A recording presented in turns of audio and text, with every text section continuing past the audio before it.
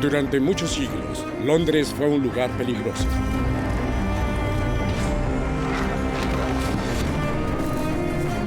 Era un imán para las peores personas. Jack el Destripador dominaba los titulares, pero no era el único asesino que había. El asesinato estaba en marcha, y el miedo a la muerte estaba en todas partes. La policía tendría mucho trabajo para encontrar a los culpables. En esta serie, investigaremos algunos de los crímenes más notorios e intrigantes del país. La mujer acusada. Intriga sexual. Asesinato vicioso. Además de la última tecnología que alimentaba el deseo insaciable de la nación por historias espantosas del lado oscuro de Londres. Mapas de asesinatos. Presentado por Nicholas Day.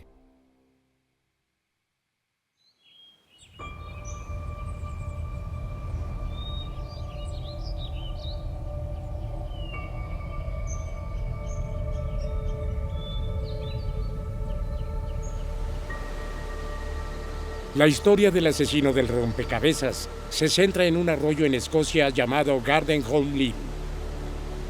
Fue en este lugar apartado y aislado donde en 1935 se hizo un espantoso descubrimiento.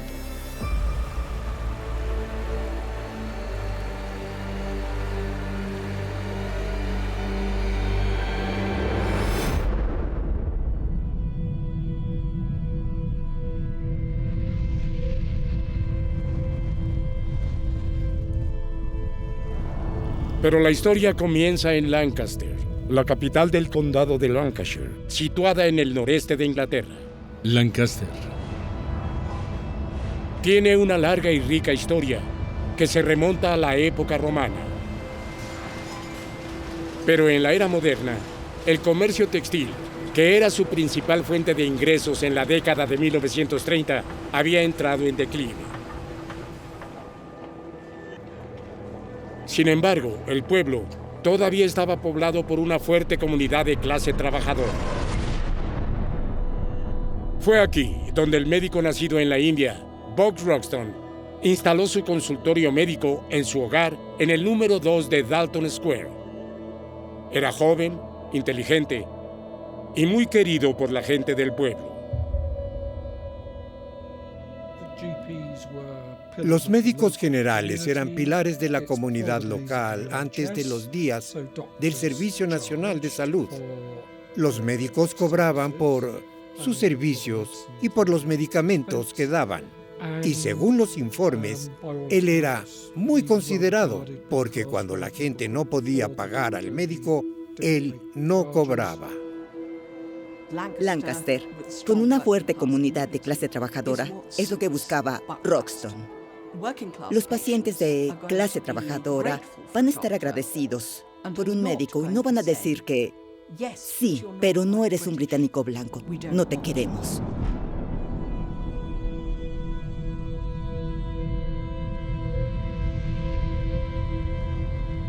Número 2 de Dalton Square.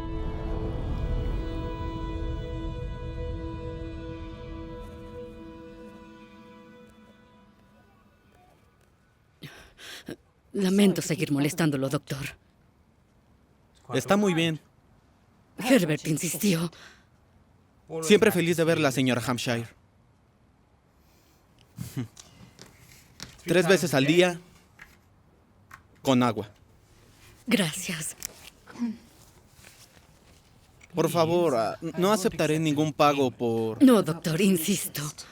Señora Hampshire, no le cobraré por esta consulta.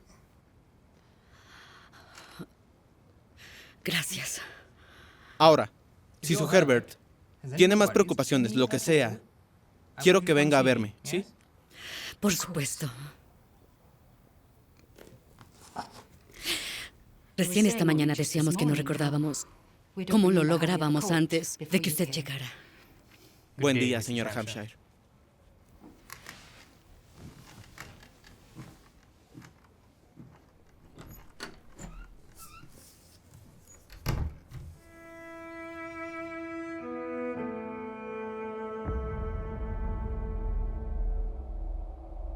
Roxton era un hombre de familia que vivía con su esposa Isabella y sus 3 hijos, junto con su criada Mary Jane Rogerson.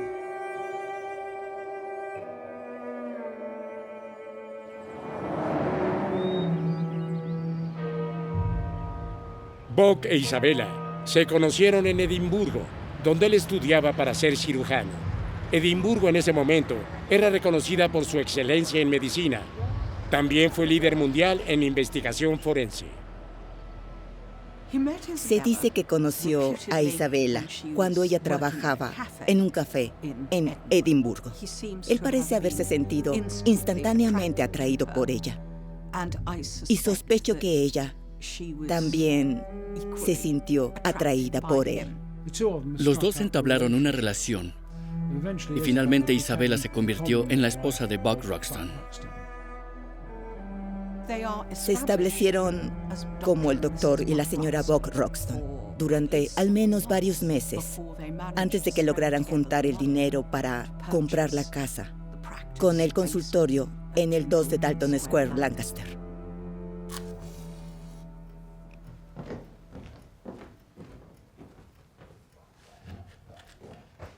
Es muy amable haciendo todo esto por la señora Roxton.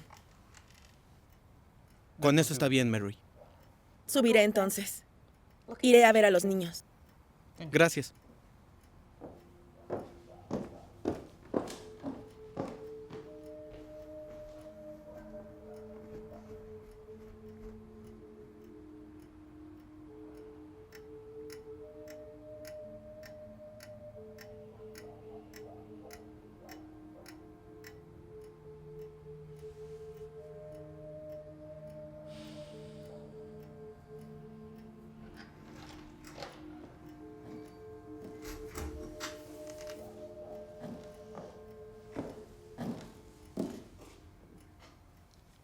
Pensé que estarías dormido.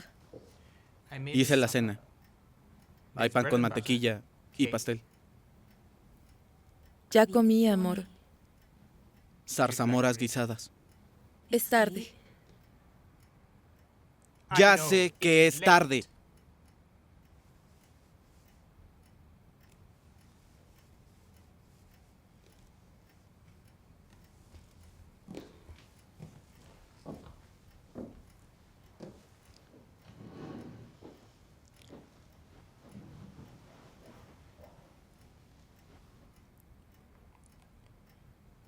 ¿Cómo estaban las iluminaciones?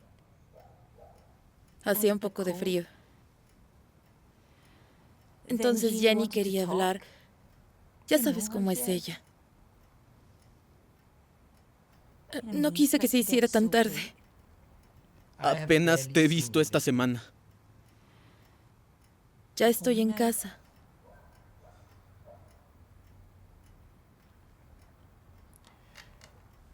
¿Estaba Robert Edmondson ahí? ¿Por qué me preguntas eso? Bueno. Ambos se estaban divirtiendo en Edimburgo la semana pasada. Él estaba ahí con su familia. Te hospedaste en el mismo hotel. Vi el registro. Me seguiste. Se supone que cuidarías a los niños. Siéntate. Voy a la cama. ¡Dije que te sentaras!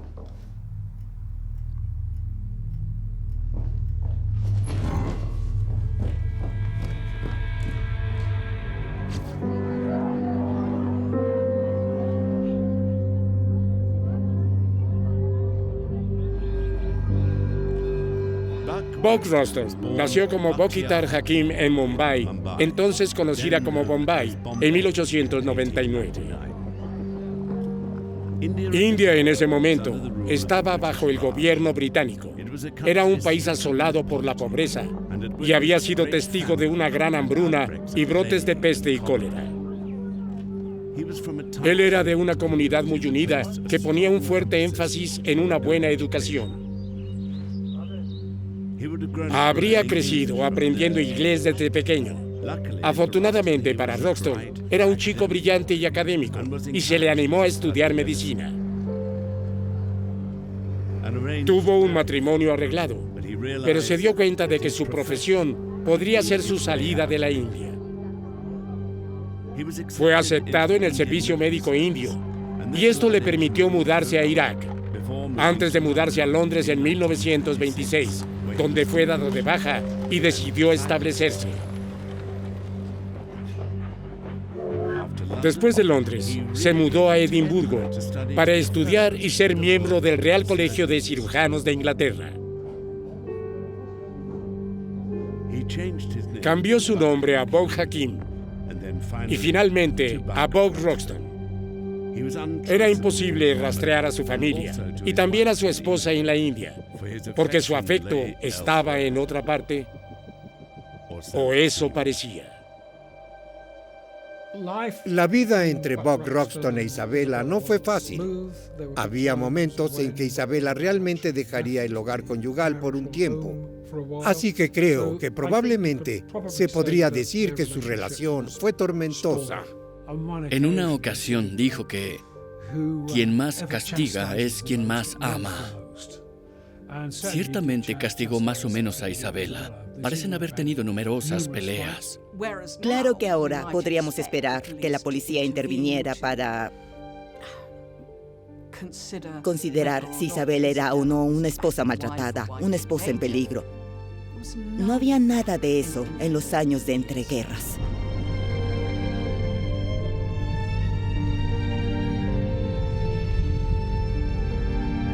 Número 2 de Dalton Square.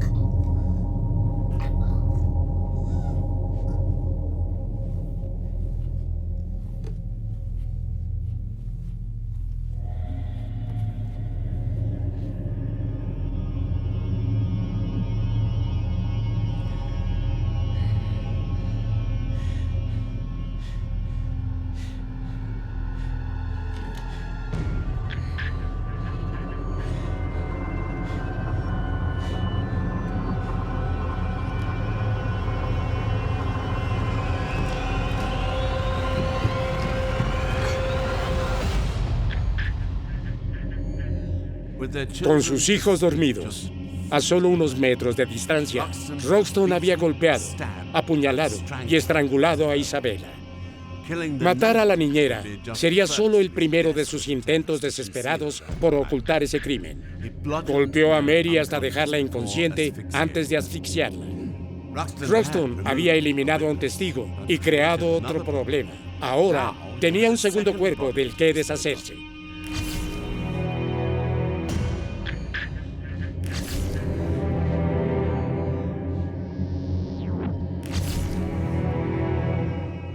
El doctor le sacó dientes para confundir los registros dentales. Quitó las yemas de los dedos de sus víctimas.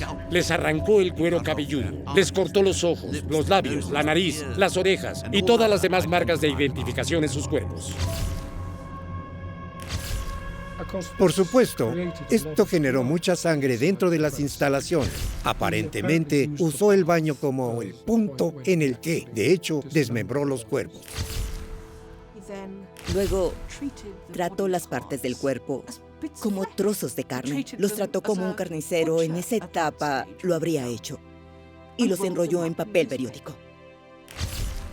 Luego terminó con algo así como 70 paquetes o artículos diferentes. Debemos recordar que este era el hombre que se había sentido suficientemente equipado como cirujano, por lo que claramente tenía habilidades con un cuchillo. Estaba furioso cuando mató. Fue frío, metódico y cuidadoso cuando descuartizó esos cuerpos.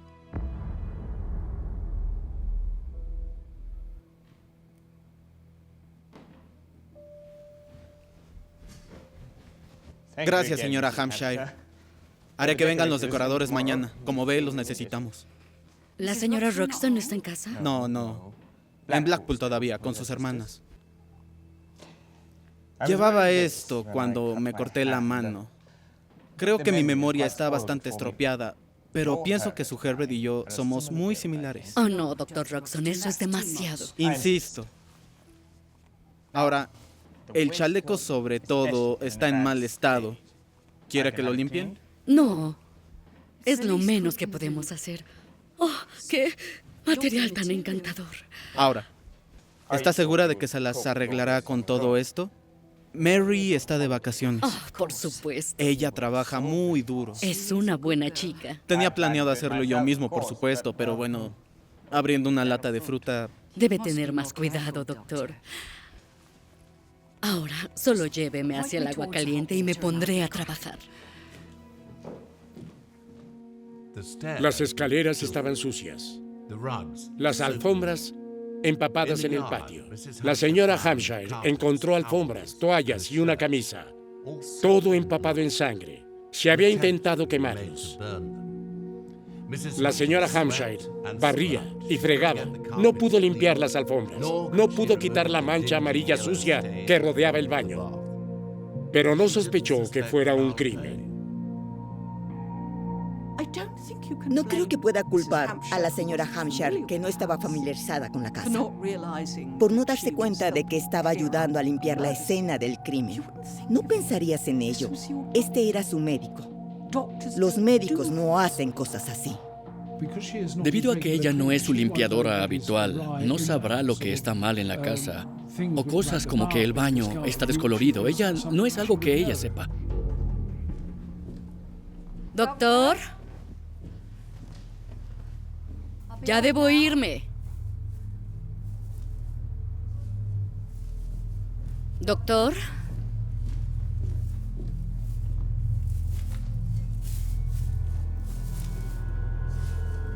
Doctor.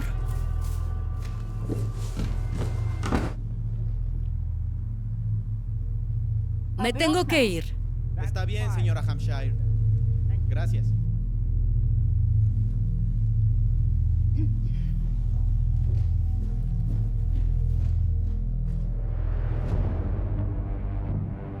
Solo había una cierta cantidad de tiempo antes de que las partes del cuerpo envueltas comenzaran a pudrirse.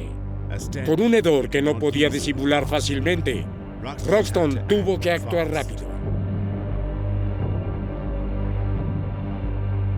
El 19 de septiembre, 4 días después de los asesinatos, llegó su oportunidad. Temprano esa mañana, llevó su auto a la puerta trasera de Dalton Square. Bajó los paquetes desde lo alto de la casa, uno por uno. Número 2 de Dalton Square. Cargó su auto con todos los paquetes que contenían las partes del cuerpo y condujo hacia el norte durante más de 100 millas, cruzando la frontera con Escocia en busca del lugar adecuado. Gardenholm Lane.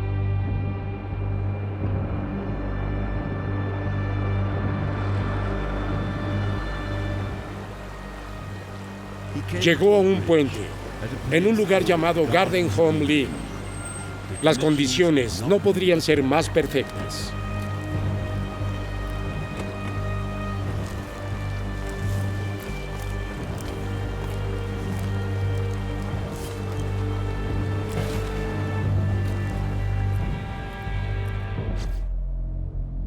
Los días que siguieron a los asesinatos de Isabella y Mary Jane, Buck Roston mantuvo una apariencia de normalidad. Llevó a sus hijos a la escuela, veía a sus pacientes por la tarde y continuaba con la mentira de los decoradores que venían a reformar la casa. Roxton le dijo a amigos y pacientes cosas diferentes sobre la ausencia de Isabella y Mary. A algunos les dijo que Isabella había ido a Blackpool, a otros que a Escocia o a Londres. Tienes que recordar que el homicidio es el crimen más raro. Entonces, ¿por qué pensarías automáticamente que ha ocurrido un asesinato cerca de ti? La gente en Lancaster podría haber pensado, bueno, es imposible que un médico haya estado involucrado en un asesinato como ese. Esta es una mujer que se va con frecuencia. Entonces, ¿por qué va a preguntar? Y creo que tal vez hubo, probablemente, el tipo de personas que podrían haberse preguntado, pero cierta reticencia discreta. Pobre hombre, ella ha ido demasiado lejos esta vez. Seguro se fue y lo dejó.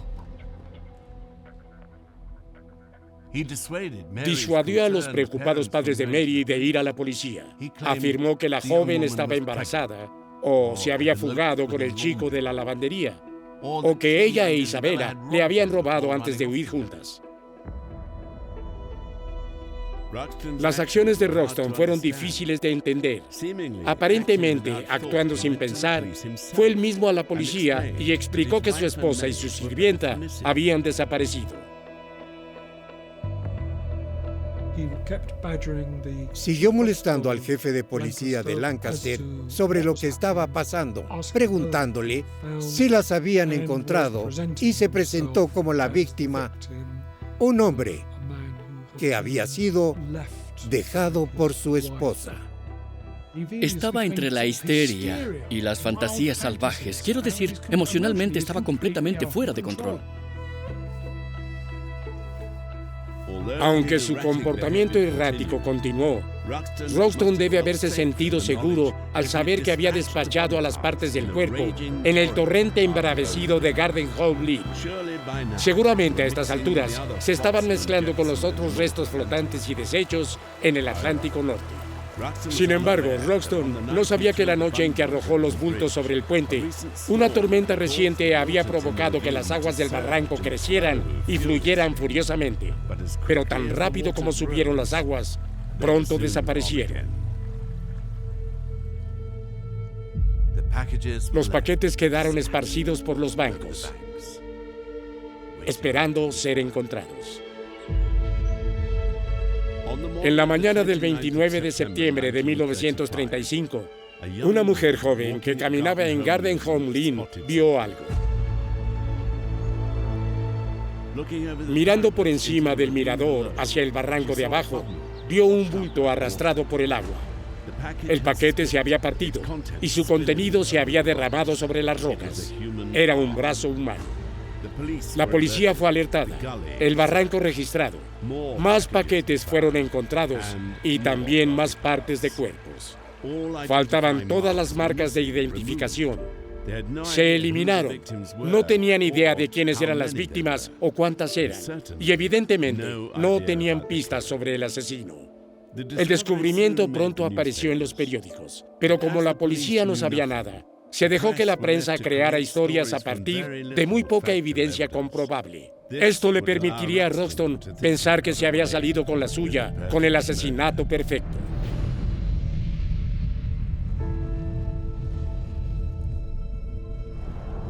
Número 2 de Dalton Square.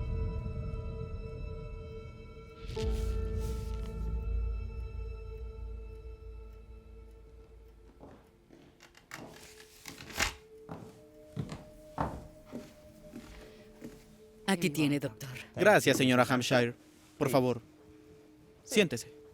Ay, no, doctor, no podría. Yo insisto.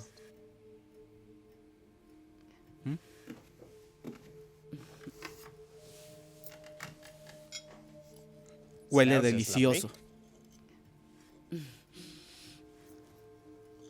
Hombres y mujeres del crimen del barranco podrían haber sido drogados y asesinados. ¿Lo leyó? Es espantoso. Los médicos expertos declaran que los cuerpos son los de una mujer de unos 30 y un hombre de unos 50.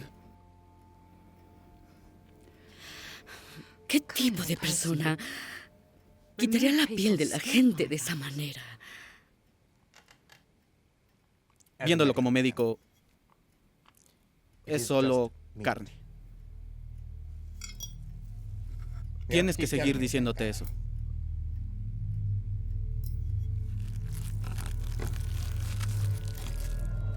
En realidad no es una persona.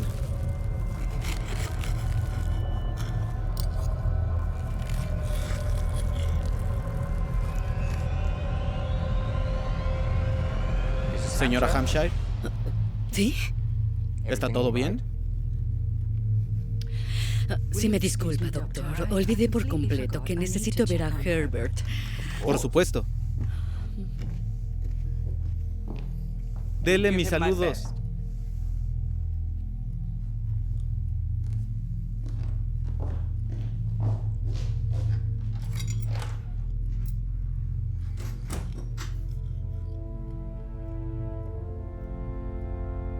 La confianza de Roxton estaba fuera de lugar. Los restos fueron examinados en el Departamento de Anatomía de la Universidad de Edimburgo. Ahí, los cuerpos fueron reensamblados. Y esta vez, correctamente identificados como 2 mujeres.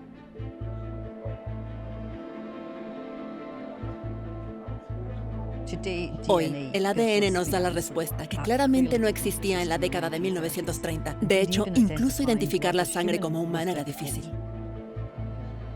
A lo que se enfrentaban los científicos forenses era literalmente un rompecabezas. No sabían quiénes eran.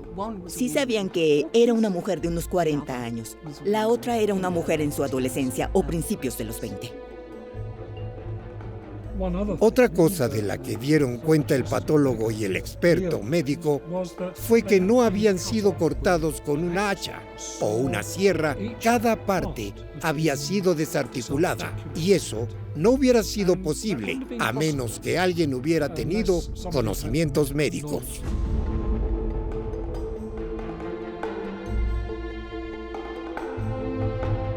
La policía también tenía otra pista.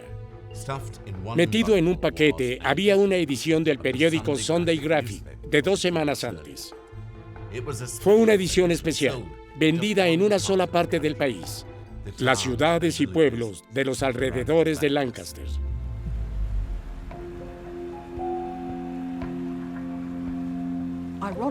Irónicamente, es casi seguro que el Sunday Graphic se adaptó a los gustos de Isabella y de Mary Jane. No era el tipo de publicación que Buck Roxton leyera. El título lo dice todo, Sunday Graphic. Scotland Yard fue a la sede de Sunday Graphic y habló con el gerente de circulación y dijo que la llamaron edición de deslizable que involucraba a Morecambe y Carnival. Había 3.700 ejemplares impresos. Ahora bien, Sunday Graphic tampoco era uno de los principales títulos nacionales. Así que fue bastante fácil encontrar a los suscriptores y seguir el rastro. Y se distribuyó a 19 kioscos. Y el kiosco que se llevó la mayoría de las copias fue una empresa llamada Merrick's, con sede en Lancaster.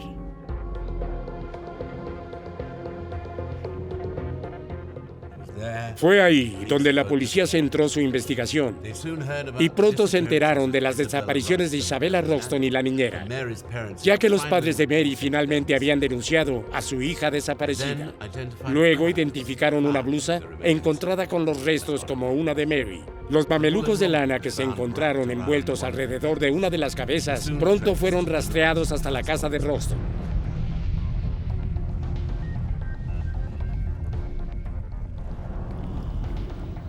Número 73 de Bulk Road.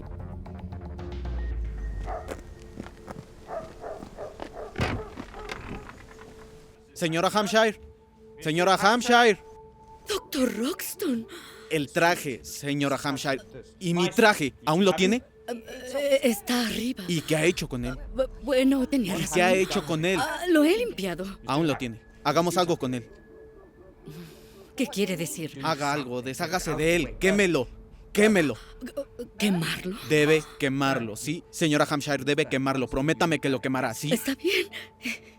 Está bien, doctor. Bien, bien, bien. No es digno, ¿me entiende? Me doy cuenta de que no es digno que un hombre use el traje de otro hombre. La policía me está preguntando por Mary Rogerson. Y usted estará a mi lado, ¿verdad, señora Hampshire? Siempre fue mi paciente favorita. ¿Se lo había dicho? Siempre. Mi favorita. No irá a la policía. No. Claro que no, doctor. Es mi única amiga. Queme el traje.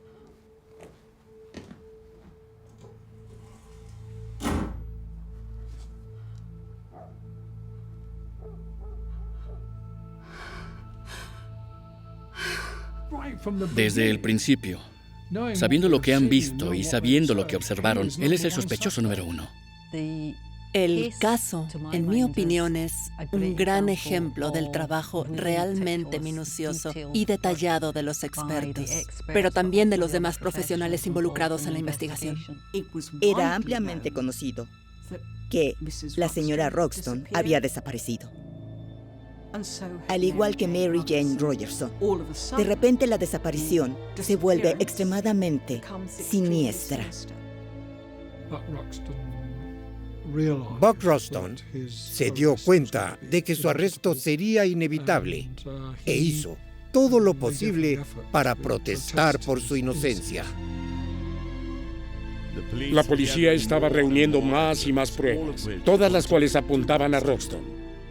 El sábado 12 de octubre de 1935 fue su último día de libertad.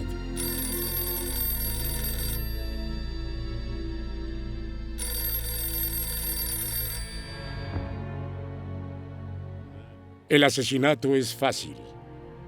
Es el cuerpo el problema. Este fue el problema al que se enfrentó Buck Roxton.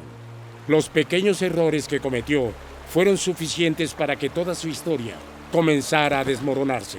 Pero los asesinos nunca aprenderán. 14 años después de la muerte de Isabella y Mary Jane, un asesino diferente estaba despedazando otro cuerpo, que luego se enfrentó al mismo problema que Roxton. Warren Street, en el centro de Londres, era el hogar del comercio de autos usados. En la ciudad era un negocio despiadado, y cualquier persona no iniciada en el comercio del motor podría encontrarse conduciendo un vehículo que tal vez no lo llevaría más allá de los suburbios. En 1949, uno de los traficantes que operaba ahí desapareció. Su nombre era Stan el Vividor Sethi. 2 semanas después de su desaparición, se encontró un cuerpo desmembrado medio sumergido en el lodo en Essex, Marshlands, decapitado y podrido. El cuerpo era casi imposible de identificar, pero los avances en la tecnología de huellas dactilares significaban que aún se podía levantar una huella de la piel flácida y empapada de agua. Habiendo identificado a Sethi, la investigación continuó y se rastreó a un sospechoso a partir del dinero marcado que se sabía le pertenecía. Era un hombre conocido como Donald Home, un turbio socio comercial de Sethi. Se supo que una discusión entre los dos en la casa de Home se salió de control. Home apuñaló a Sethi en las costillas 5 veces con una daga marcada de la SS. Al día siguiente cortó el cuerpo en pedazos. Lo enrolló en una alfombra junto con algunos ladrillos y lo arrastró a su auto. Luego condujo hasta el aeropuerto del Street, donde alquiló una avioneta, colocó el cuerpo en el avión y despegó. El plan era arrojar el cuerpo al Canal de la Mancha. Pero después de un par de intentos fallidos, Home debe haber entrado en pánico. Pensando que todavía estaba sobre el canal, dejó caer el cuerpo en Marshland. Cuando se localizó a Home, inventó una historia completa sobre 3 hombres que en realidad habían matado a Sethi y que todo lo que estaba haciendo era deshacerse del cuerpo. El jurado lo declaró culpable como cómplice del hecho y fue condenado a 12 años de prisión. Salió después de cumplir solo 8 años. Se aprovechó de la ley de doble juicio y vendió su historia a Sunday Pictorial, declarando: "Yo, Donald Home, por la presente confieso a Sunday Pictorial que en la noche del 4 de octubre de 1949 maté a Stanley Sethi en mi piso de Finchley Road, Londres". Al igual que Home, Roxton mató en el calor del momento, descuartizó a sus víctimas y calculó mal la idoneidad del lugar para despachar el cuerpo. Roxton pensó que había hecho todo lo posible para cubrir sus huellas, pero la policía se acercaba a él.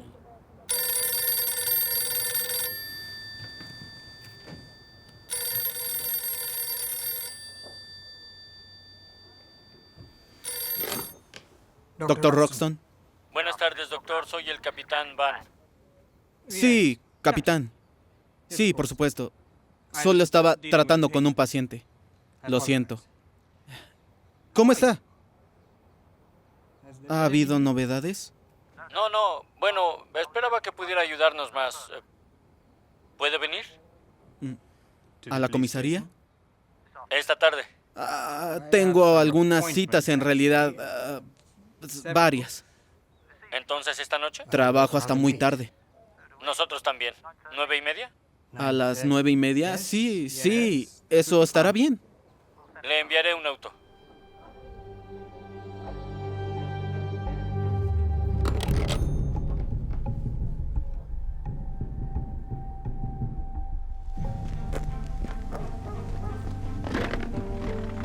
¡Señora Hampshire! ¡Señora Hampshire! ¿Está ahí? ¿Ha quemado el traje? ¡Señora Hampshire! ¿Habló con la policía? ¡Señora Hampshire! ¡Señora Hampshire! ¡Señora Hampshire! ¡Señora Hampshire! Y después de horas de interrogatorio, Roxton fue arrestado temprano a la mañana siguiente. Fue acusado inicialmente del asesinato de la niñera Mary Rogerson. Él lo negó. Roxton estuvo en prisión preventiva mientras continuaban las investigaciones policiales. Se registró Dalton Square. Se incautaron pruebas. El 5 de noviembre, el médico también fue acusado del asesinato de Isabella. Para asegurar una condena, tenía que demostrar sin lugar a dudas que los cuerpos encontrados en Escocia eran los de Isabella y Mary. Era la ciencia forense la que haría o desharía el caso.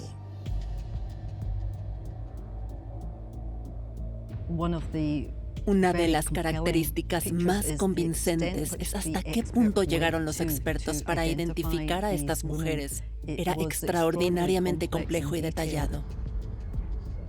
De los pies se hacen moldes de gelatina. Estos moldes muestran que en realidad se ajustan a los zapatos de Isabella Roxton y de Mary Rogerson. De una fotografía tomada en Edimburgo, usan por primera vez una técnica fotográfica. Después de recortar el cráneo, superponen la fotografía de Isabella en ese cráneo y obtienen una combinación perfecta.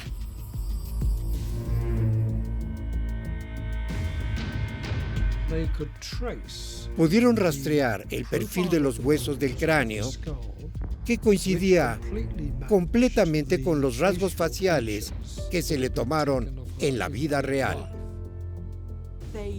No solo usaron el reconocimiento fotográfico, usaron evidencia de gusanos e insectos, porque pueden usar eso para calcular cuánto tiempo han estado los cuerpos ahí.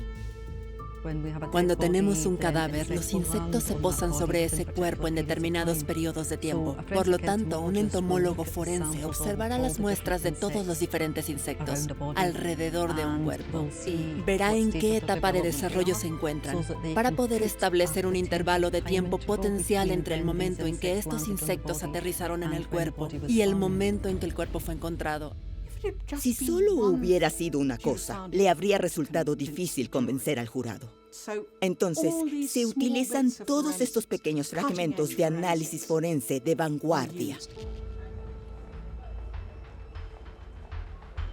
Los hallazgos de los patólogos parecerían suficientemente incriminatorios, pero la policía también encontró pruebas convincentes en el 2 de Dalton Square. A pesar de los esfuerzos de Roxton, se encontraron rastros de sangre en toda su casa, en las escaleras y en el espacio donde ocurrieron los asesinatos, en el baño donde había descuartizado los cuerpos. Esta fue la abrumadora evidencia presentada al jurado cuando comenzó el juicio de Roxton en Manchester.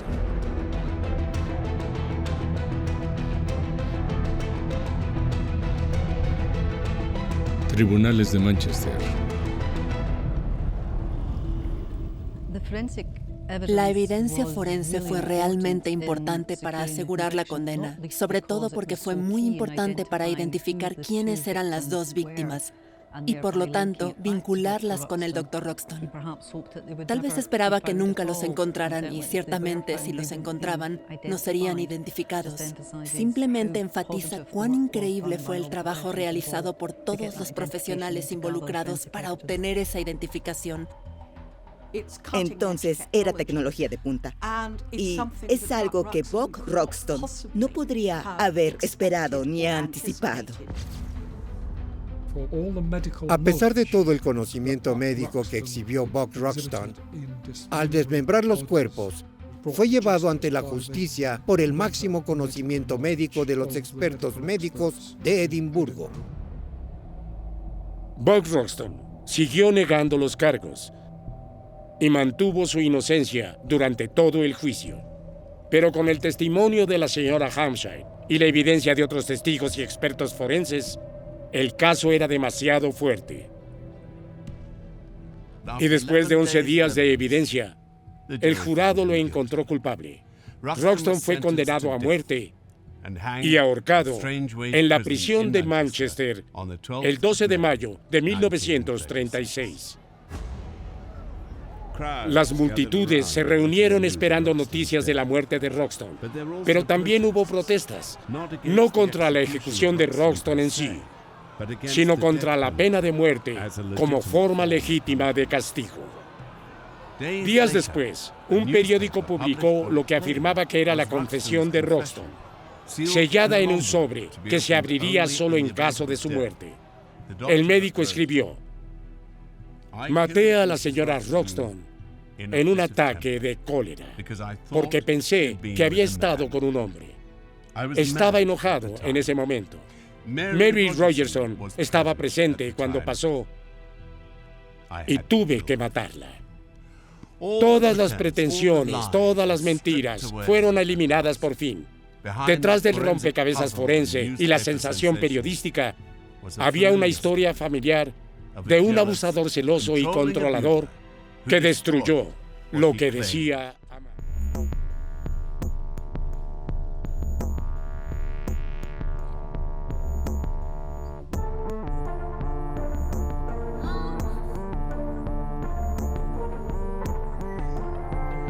Durante muchos siglos, Londres fue un lugar peligroso.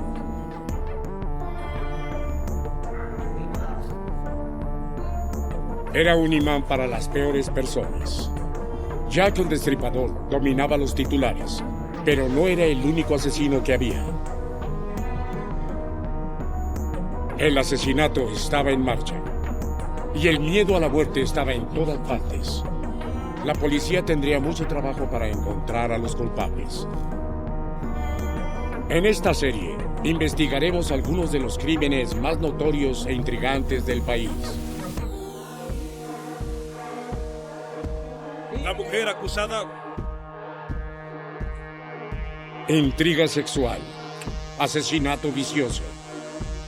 Además de la última tecnología que alimentaba el deseo insaciable de la nación por historias espantosas del lado oscuro de Londres. Mapas de asesinatos, presentado por Nicholas Day.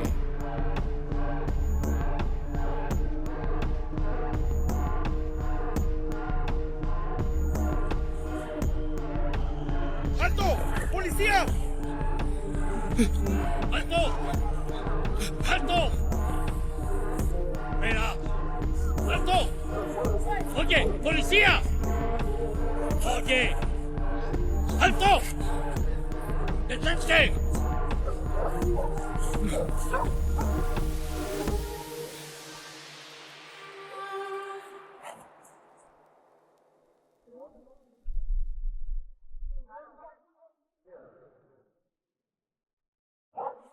A finales del verano y otoño de 1966, Harry Roberts era el hombre más buscado de Inglaterra.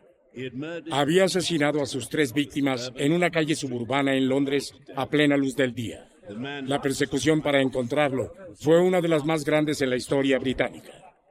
Su vicioso crimen sacudió a la nación.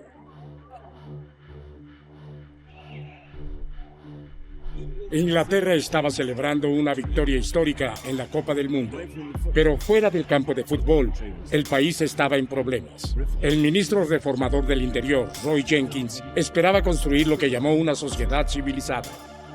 Se despenalizó la homosexualidad, se acabó la censura del teatro, se liberaron las leyes sobre el aborto y se suspendió la pena de muerte. Su eliminación del sistema de justicia británico provocó protestas, entre otras cosas, porque muchos pensaron que el país estaba bajo las garras de una epidemia delictiva. Los asesinatos de moros habían sido noticia apenas el año anterior. Los crímenes de Jan Brady y Mayra Hindley sondearon horribles nuevas profundidades de crueldad. Después de décadas de caída del crimen, cuando las personas sintieron que podían dejar sus puertas traseras abiertas, las comunidades comenzaron a sentir más miedo. Comenzaron a sentir que el crimen era quizá más anónimo. Tuvimos a los Cray en el East End y a los Richardson en el sur de Londres. Entonces había una especie de cultura de pandillas. Y se hizo muy evidente que se estaban cometiendo más crímenes con armas. Antes de eso, cuando veías en las películas, la televisión, leías sobre eso. Los delincuentes usaban barras de hierro, usaban mangos de picos. Pero algunos usaban armas de fuego porque en ellos pesaba la amenaza de la pena capital. Una vez que eso se eliminó, más y más criminales parecían portar armas. Esa era la percepción pública.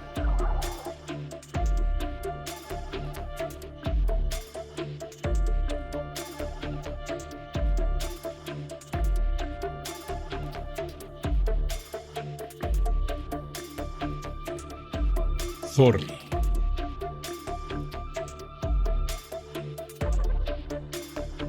El más sentido pésame de toda la nación, porque aquí, con la congregación de policías familiares, se llevó a cabo un servicio fúnebre de los 3 hombres que fueron asesinados a tiros. Jack dice que no llegaste. ¿Dónde estuviste? Le pedí un favor a mi jefe para conseguirte esa entrevista.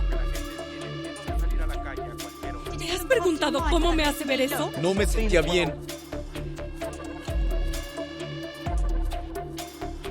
Lo cierto es que estos 3 oficiales de policía son unos verdaderos héroes.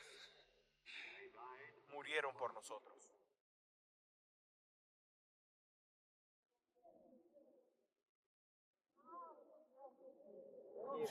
Impulsado por la caída de la economía, el desempleo fue una aflicción que afectó a todos en todas partes del país, un factor que aumentó la tasa de delincuencia.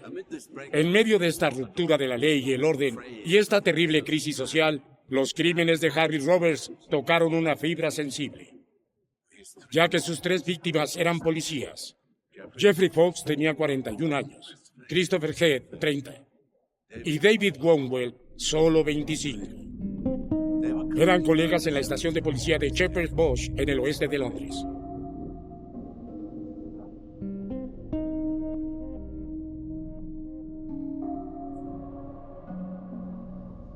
Jeffrey Fox era uno de los personajes de la comisaría. Hizo todo su servicio policial ahí, por lo que conocía a todos. Una computadora ambulante, reconoció a todos los criminales y era un hombre local.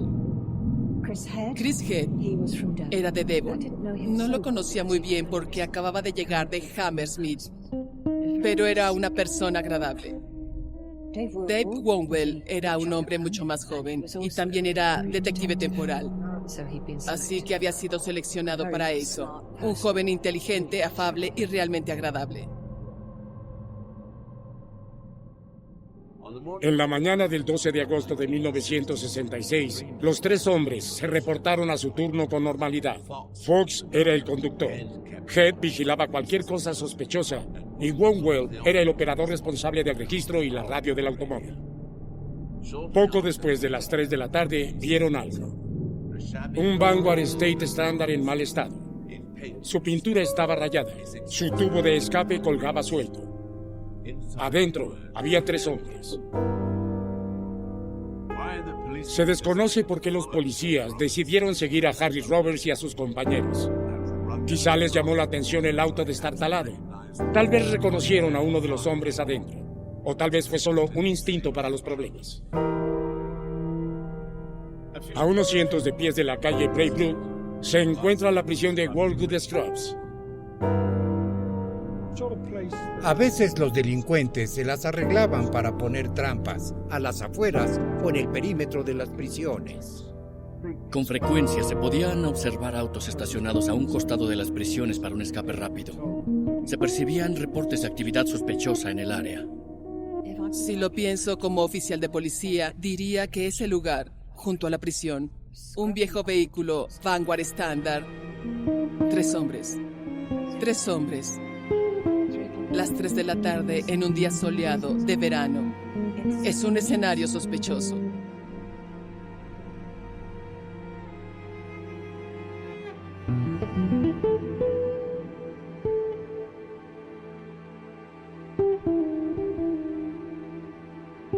El Vanguard giró hacia la calle Braybrook. Era una zona residencial. Casas municipales alineadas a un lado de la calle. Los niños jugaban en el parque de enfrente. El auto de policía aceleró y se puso al lado del Vanguard.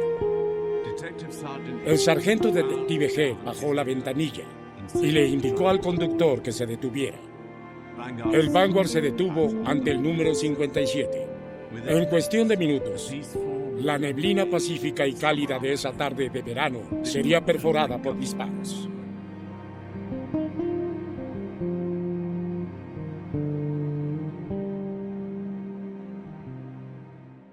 Thorleywood.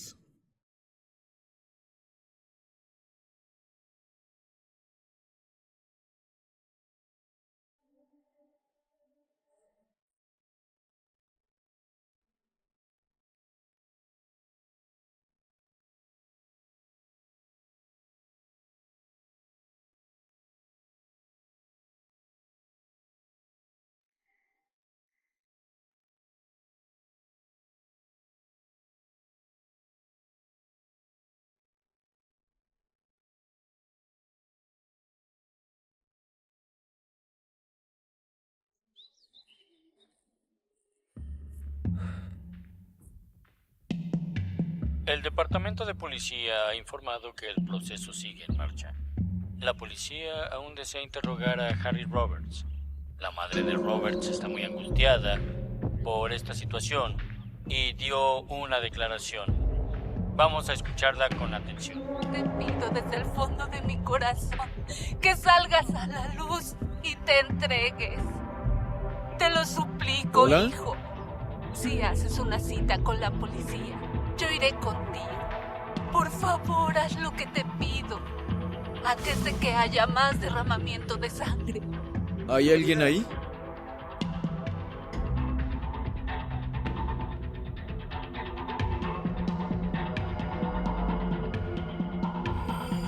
¿Qué quieres?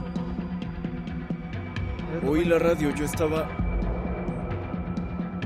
No toqué nada.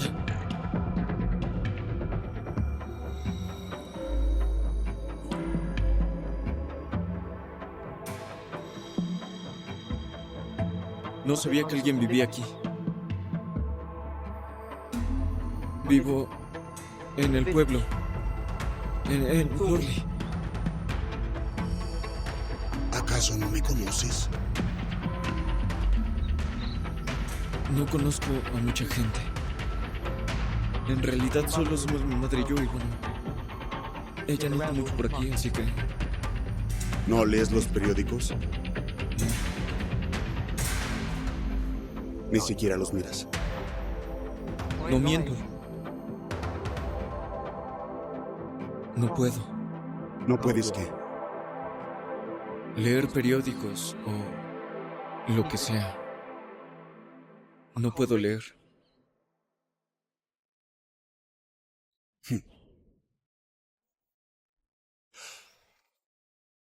Bueno, no te pierdes de mucho. ¿Cuál es tu nombre? Paul.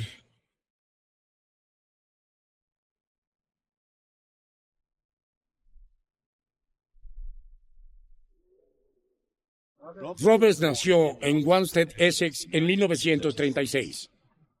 Fue aquí donde pasó los años formativos de su vida. Sus padres manejaban un hotel llamado The George. A la edad de 5 años, fue separado de su madre y su padre. Durante la guerra, con los bombardeos pasando factura, Roberts fue trasladado por su propia seguridad a un pequeño pueblo de Monmouthshire, donde vivía con la familia de un minero. Su madre lo visitaba cada 15 días, pero nunca volvería a ver a su padre. Parecía sobresalir en la escuela local, obteniendo buenas calificaciones. Después de la guerra, se mudó de nuevo a Londres, donde asistió a un internado católico romano en el sur de la ciudad. Pronto comenzó a faltar a la escuela y a robar. A los 14 años fue expulsado. Al agredir y robarle a un comerciante, el curso de su vida parecía estar establecido. Pero en 1956, Robert, de 19 años, recibió un salvavidas que parecía improbable. Fue llamado a filas para el servicio nacional. Se unió al ejército británico y estuvo desplegado en Kenia y Malasia.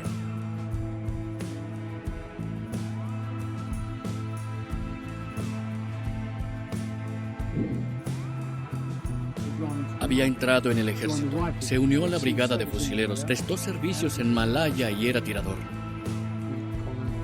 Había ido a Kenia en el levantamiento de Mau Mau y a Malaya. Y tenía cierto entrenamiento y habilidad para dormir a la intemperie. Se jactó de que había demostrado ser un buen tirador, que en realidad había disparado a los insurgentes comunistas. Posteriormente, se jactaría de haber alcanzado el grado de sargento. De hecho, nunca pasó de cabo, pero era un buen soldado, muy querido por sus superiores. Cuando terminó su servicio, después de 2 años, tuvo una baja con honores. No pudo trasladar ese éxito a la vida civil. A pesar de establecerse con una esposa, Roberts pronto volvió a caer en viejos hábitos.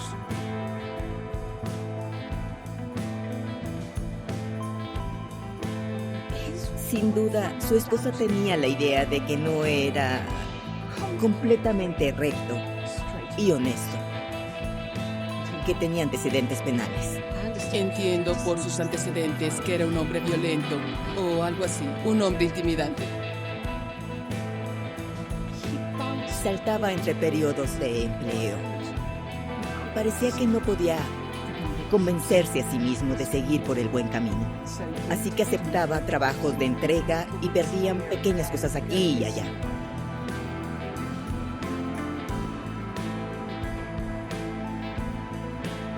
En 1959, casi mata a un anciano durante un robo. Su esposa lo denunció. Roberts fue sentenciado a 7 años de prisión. Su matrimonio no sobrevivió. Una vez más, sin embargo, el mundo le dio a Roberts otra oportunidad. La vida en prisión le sentaba bien. El orden, la rutina, era casi como el ejército, y Roberts se convirtió en un prisionero modelo. Tomó un curso de albañilería y sobresalió. Después de 5 años salió libre. Se dedicó al comercio de la construcción. Parecía que había cambiado su vida. Comenzó su propio negocio en Bristol. Durante un tiempo prosperó, pero su inexperiencia se mostró cuando la economía británica se desaceleró y el trabajo disminuyó.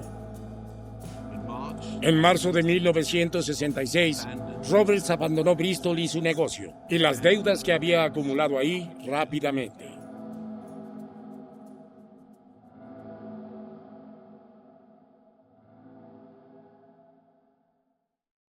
Thorley Good.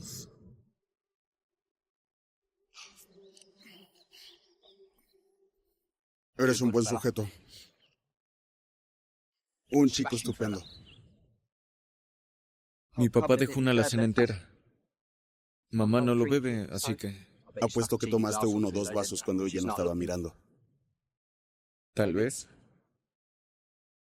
Pues bueno, hagamos la prueba del agua. Conozco ese truco.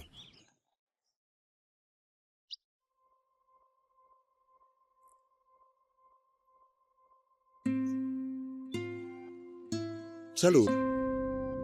Salud.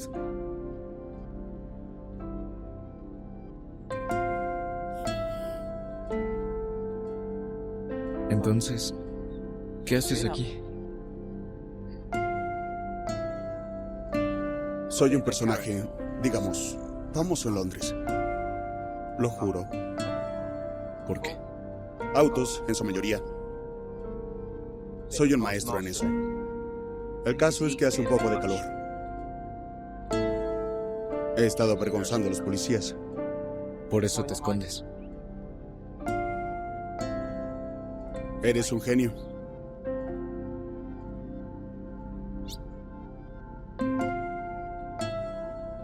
¿Y dónde está tu padre?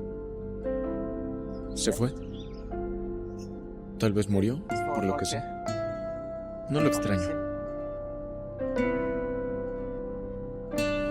Tenía 5 cuando el mío se fue. ¿Conociste a tu papá? Lo llamaron a la guerra. Nunca volvió. ¿Lo mataron? No. Simplemente nunca volvió. No sé qué hizo mi papá en la guerra. Probablemente nada. ¿Sabes? Yo estuve en la Armada. ¿En serio? Brigada de fusileros. El Malaya. La jungla. Y maté comunistas. Salud.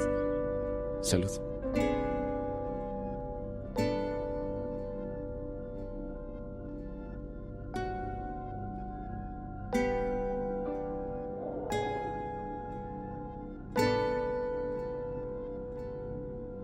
A las 8:30 de la mañana del viernes 12 de agosto de 1966, Harry Roberts salió de su casa en Maida Vale y se dirigió 1,5 millas a Ladbroke Grove. Ahí lo esperaban John Doty de Glasgow, de 37 años, y Jack Whitney de Londres, de 36. Whitney era un delincuente menor conocido con una serie de condenas por robo. Doty, por otro lado, había tenido problemas con la ley en su juventud, pero se había portado bien durante unos 18 años. Sin embargo, hasta ese día bebía mucho y había conocido a Whitney y Roberts en uno de los clubes nocturnos de Londres. Los 3 hombres subieron al decrépito Vanguard de Whitney y partieron. Su plan era robar un auto. Recorrieron las calles del oeste de Londres en busca del correcto.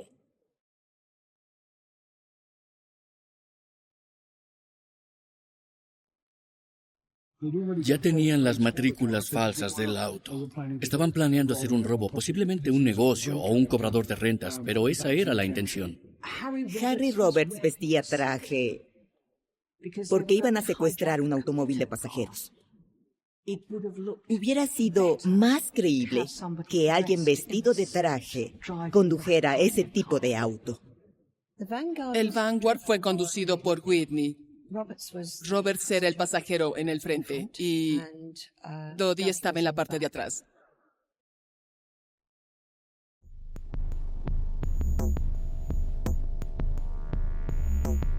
El día era caluroso.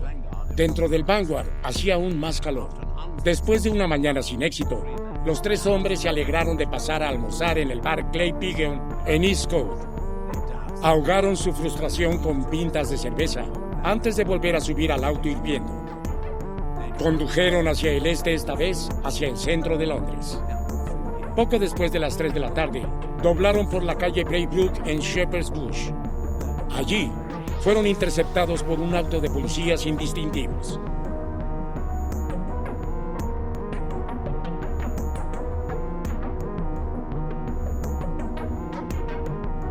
Calle Braybrook.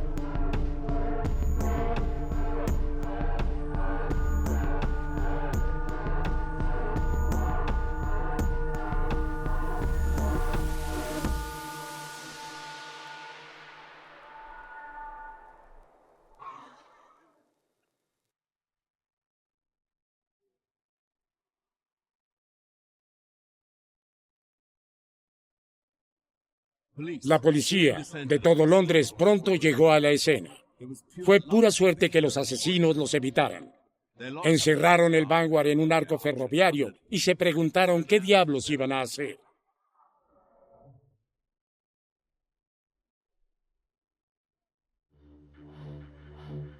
La calle Braybrook se había transformado en una escena de horror.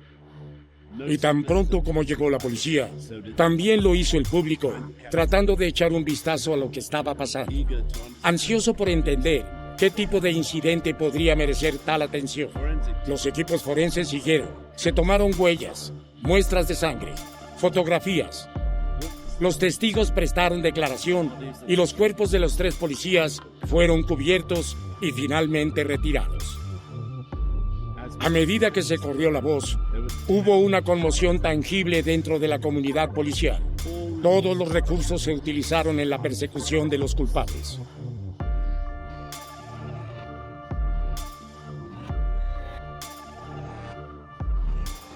La policía que investigaba los homicidios tenía una pista temprana vital.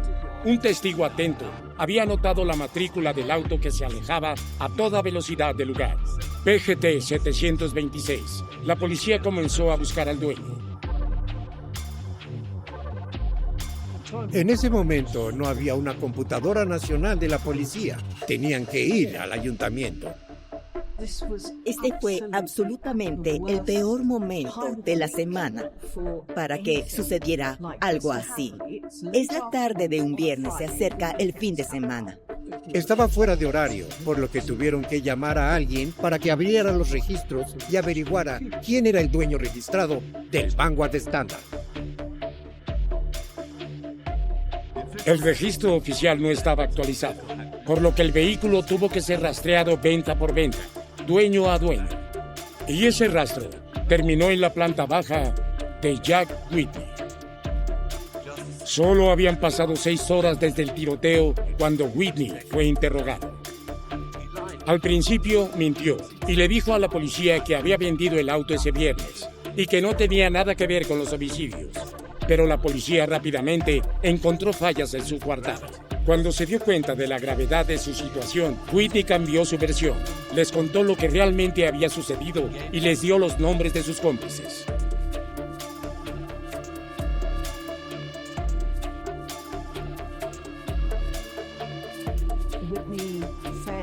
Whitney decidió bastante bien qué le esperaba. No iba a poder salir de esto. Y sobre todo, su mejor manera de avanzar era confesar e implicar a sus cómplices, insistiendo todo el tiempo en que él había sido el conductor, solo que el conductor no tenía conocimiento de las intenciones de Harry Roberts. Fue tomado por sorpresa.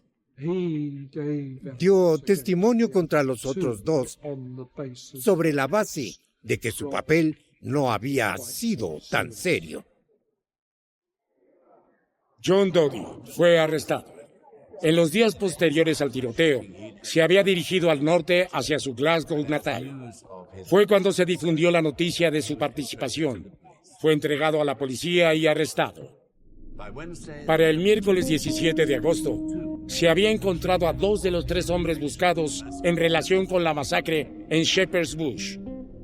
Pero el tercero había desaparecido.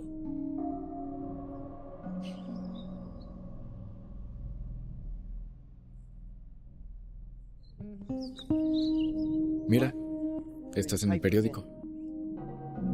Lo encontré.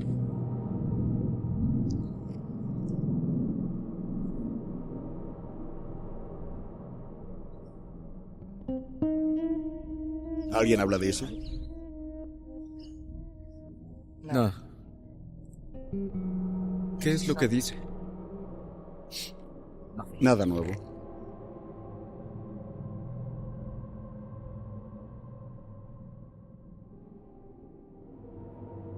¿Sabes? Creo que podrías leer si te lo propones. No tengo cerebro para eso. Nadie me ha encontrado aquí, ¿verdad? ¿Sabes cómo nos llamarían a ti y a mí? ¿Cómo? Cómplices. No entiendo. Es como si me hubieras dicho que cortaste ese papel. Estoy manejando bienes robados. Por eso me buscan. No importa cuántas veces dije no fui yo quien robó. Eso no les importa. Por eso nunca ayudes a un policía. Te ofrecen ayuda. Ayuda con esto, ayuda con aquello. Dinero. Pero si hablas solo una vez, estarás cavando tu tumba. ¿Sabes cómo saber si un policía miente? ¿Cómo? Sus labios se mueven.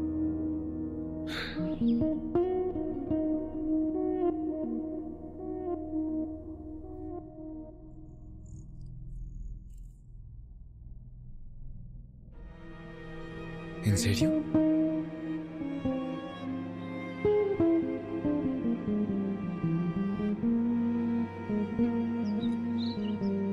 Es un arma nazi, ¿sabes? Sí. ¿Quieres intentarlo?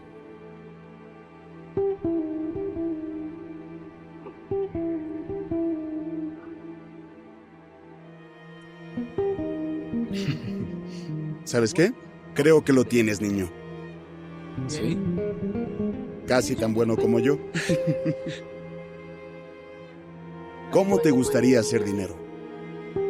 Hay un depósito de madera aquí cerca.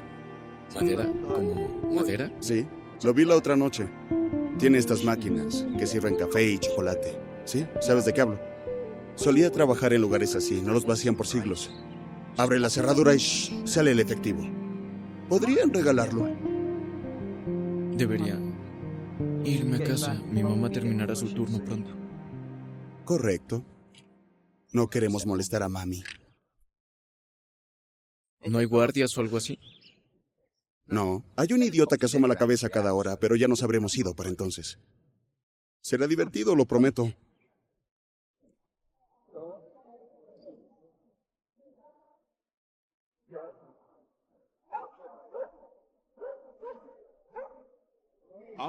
Después de los asesinatos de los 3 policías en la calle Braybrook, los detectives no perdieron el tiempo en la búsqueda de los asesinos. Se encontró el Vanguard utilizado en el tiroteo, lo que condujo al arresto de Jack Whitney. John Doty fue el siguiente en ser arrestado. Pero el tercer hombre, Harry Roberts, seguía prófugo. La persecución más grande en la historia de la policía estaba en marcha. Al enterarse de que había tomado un autobús a Epping Forest, en el norte de Londres, equipado con una mochila cargada, el domingo después del tiroteo, los oficiales buscaron a través de 6.000 acres de denso bosque, pero no había señales de él.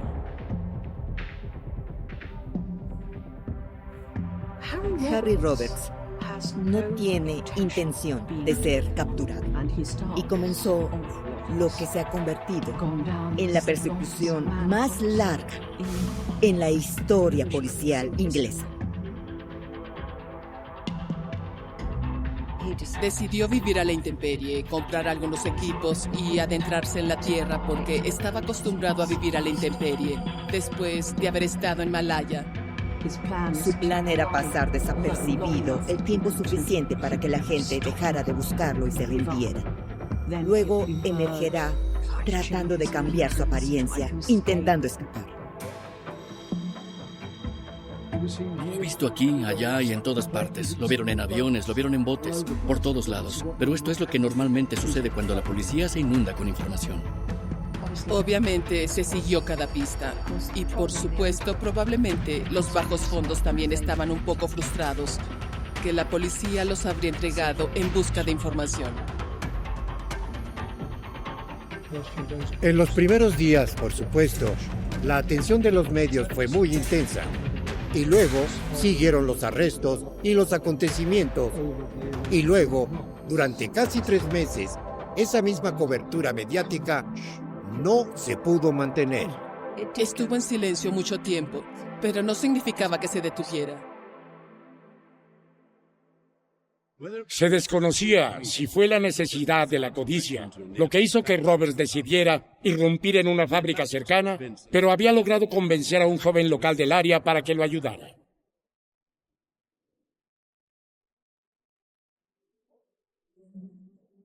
¡Alto! ¡Alto! ¡Vamos! ¡Alto!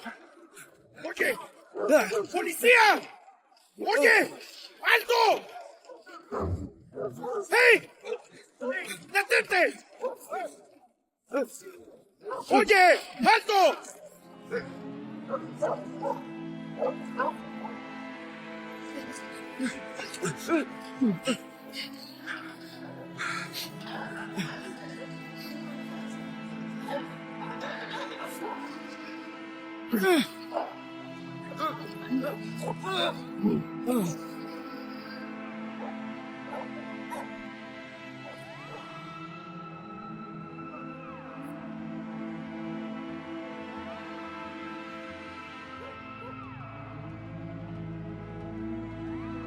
Creíste que te saldrías con la tuya.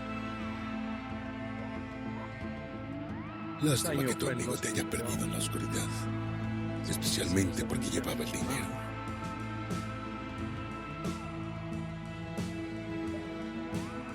¿Qué edad tienes? ¿18? ¿19?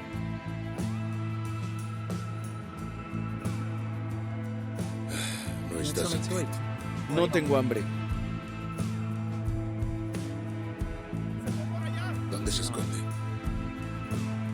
Yo no sé nada.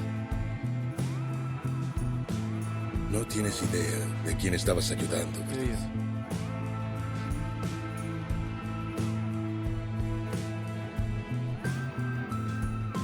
Tres policías fueron asesinados a sangre fría.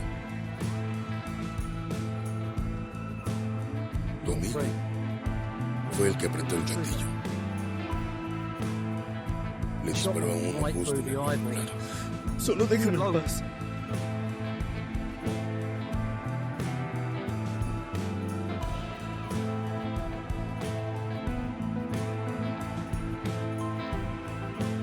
Roberts tuvo una opción cuando te caíste.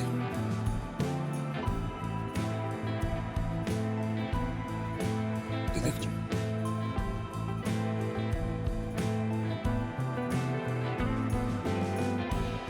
Ahora tienes una opción.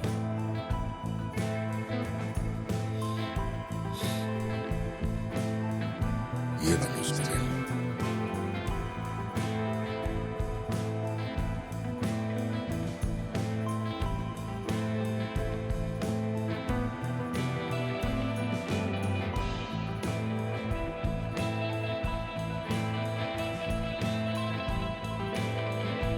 Roberts escapó de ser descubierto esa noche, pero su suerte se estaba acabando. La policía local que investigaba el allanamiento en la fábrica rastreó a su sospechoso hasta Thornley Wood, pero fue el cómplice de Roberts quien le contó sobre el campamento. Después de más búsquedas, pronto lo rastrearon. Su ocupante había desaparecido una vez más. La policía rodeó el pueblo de Thornley Wood, desesperados por asegurarse de que Roberts no escapara de la red y que esta vez no hubiera escapatoria. Era un granero de heno donde lo encontraron, despeinado y hambriento. Después de 96 días, la policía finalmente detuvo a este hombre.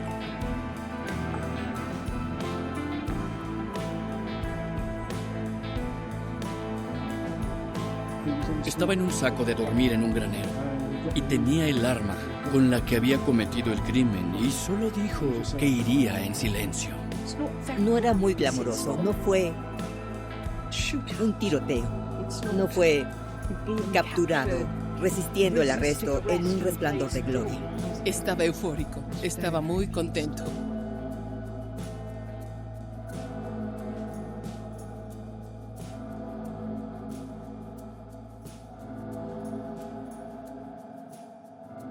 Paul Bailey.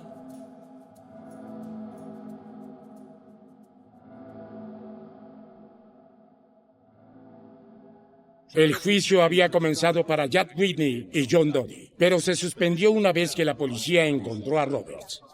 Ahora los tres hombres podían ser juzgados juntos. Esto fue lo mejor para la acusación, ya que sus cargos de asesinato eran débiles contra Whitney y Doty.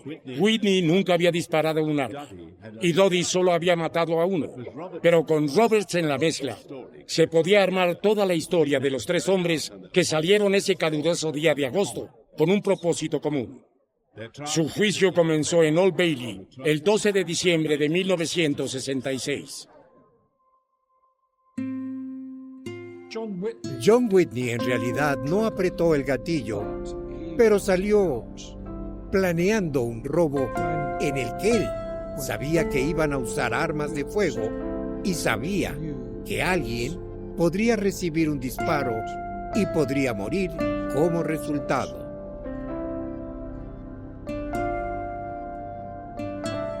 Y no hizo nada para detenerlos. Pudo haberse marchado, pero no lo hizo. Esperó y tomó a los otros dos que habían disparado y se fueron los tres juntos. Estaba totalmente implicado. Lo que es muy claro es que, aunque estaba arrepentido, más que cualquier otra cosa, estaba arrepentido de haber sido atrapado. De haber podido, se habría salido con la suya.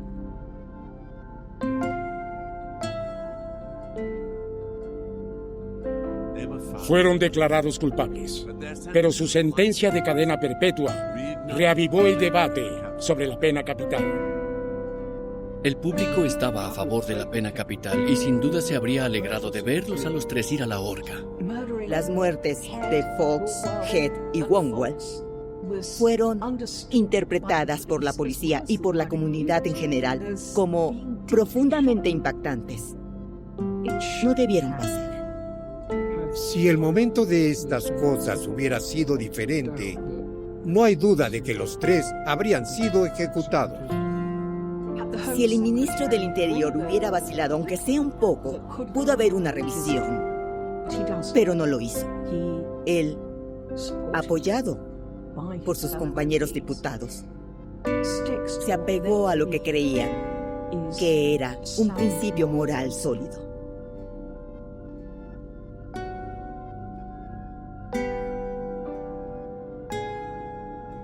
A pesar de la indignación pública, la pena de muerte nunca se reestableció en Gran Bretaña. Los tres hombres fueron enviados a prisiones separadas. John Doty murió en la prisión de Parkhurst, en la isla de White, en 1981. Jack Whitney fue liberado 10 años después, pero fue brutalmente asesinado por un adicto a la heroína en 1998. Harry Roberts estuvo en la cárcel durante casi 50 años, convirtiéndose en uno de los presos más antiguos de Gran Bretaña. En 2014, sin embargo, fue puesto en libertad controvertidamente a la edad de 78 años. Nunca expresó ningún remordimiento por sus crímenes. La policía fue extremadamente crítica con la decisión de liberarlo, y gran parte del público estaría de acuerdo con esta decisión.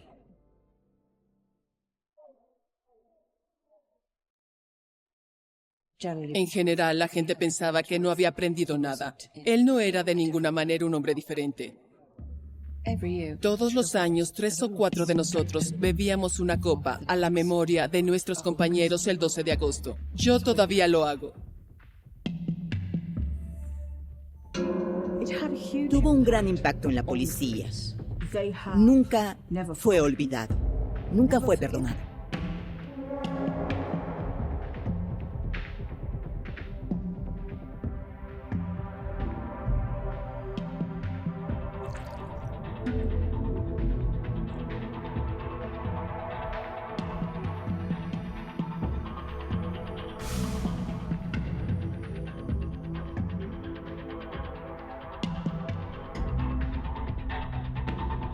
Buena suerte.